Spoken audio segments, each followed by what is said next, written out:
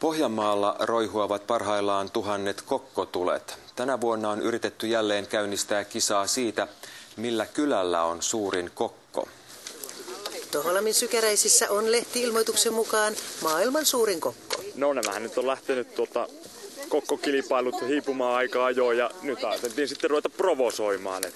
Että kunnon pohjalainen kokkokilpailu taas käytiin. No ehdottomasti, että perään kuulutetaan nyt, että muut saa lähteä haastamaan ensi vuonna. Tuskin kukaan pystyy voittamaan, mutta... Kokkouho on perinteistä pohjalaista pullistelukulttuuria. Kuinka kauan tämä maailman suurin kokko palaa?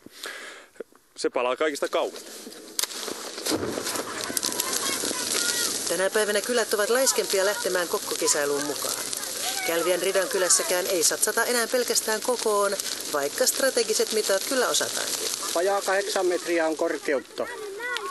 Tämä näyttää minusta isommalta kuin maailman suurin kokko tuolla Toholammilla. Varmaan onkin. Tärkeintä lankalauantain illassa tulien ohella on trulliperinne. Trullit tieteen syntyi täällä Pohjanmaalla, mutta virpominen syntyi tuolla Itä-Suomessa tieten.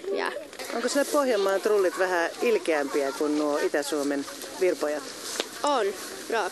No, ja semmoisia ilkeitä noitia. Joo, ilkeitä noitia. Ja sellaisiakin tapaa jo kaikissa kokoluokissa. No onko teillä synnynnäisesti noin suuret nenät? On.